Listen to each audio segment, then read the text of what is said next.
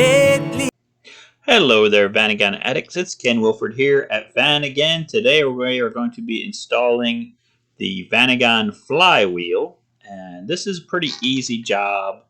Number one, you want to get a nice flywheel that's machined from a machine shop or a brand new one, which we sell. You put some Vaseline on this back area here, so when it goes up against the seal for the first few turns, it has some lubrication.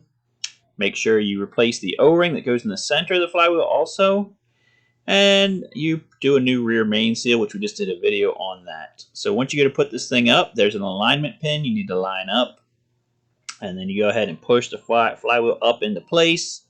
When you're holding it with one hand, you want to grab yourself a flywheel bolt and install that finger tight. And then just go around and install all of them finger tight. Okay, once you get ready to start torquing this thing down, there's actually two different opinions on this. On the Go Westy tool that I bought to install the rear main seal, it says 81 foot-pounds for your torque.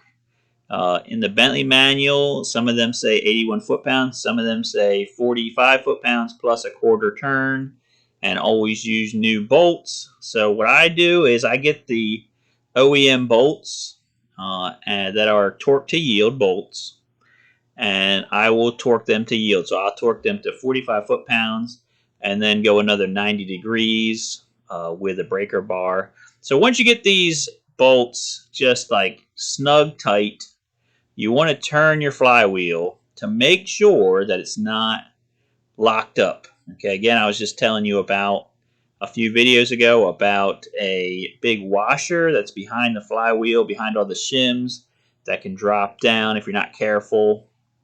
That can lock everything up. And then if you torque down all your bolts to the specification, you can really cause a lot of damage with your shims. You can pretty much destroy your shims and really mess up that washer as well. So now I'm locking the front pulley with a big piece of brass. That's just the way I've been doing it in this whole video series. You can lock stuff lots of other ways. There's a special tool you can use to lock the flywheel with. You can lock in the front side with a big piece of brass. Whatever you want to do, just lock it in place. So now I've got these flywheel on here. I actually used a torque wrench, a click type wrench, and you want to go in a cross pattern. Okay, so you go, up, down, side, side, and I set it to 45 foot-pounds.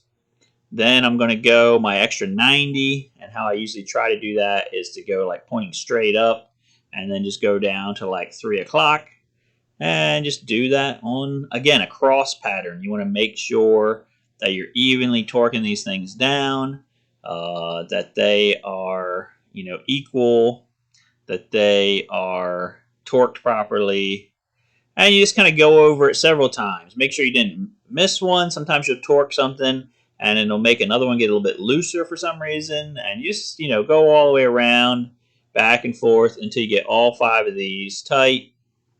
Then what I actually did to confirm everything, just because I'm super paranoid about stuff, I went ahead and adjusted the click ratchet to 81 foot-pounds because I was curious to see, if I torqued it to yield, is that going to be 80-something foot-pounds?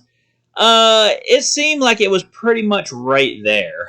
Okay, so either way, if you want to use 81 foot-pounds on your click tool, you could probably do that. If you just want to do 45 and do torque to yield and do another 90, you can do that. It seemed to work fine either way, which is probably why some people recommend one, some people recommend the other. At the end of the day, it comes out the same. I didn't put any Loctite on my bolts. I just put them on straight. Again, the manual does not specify Loctite. So that's it for this video, guys. Please like, share, subscribe. If you want to become a member, please do that also. And I definitely appreciate our member Fiveable. Hopefully we'll have some more members here coming in the future.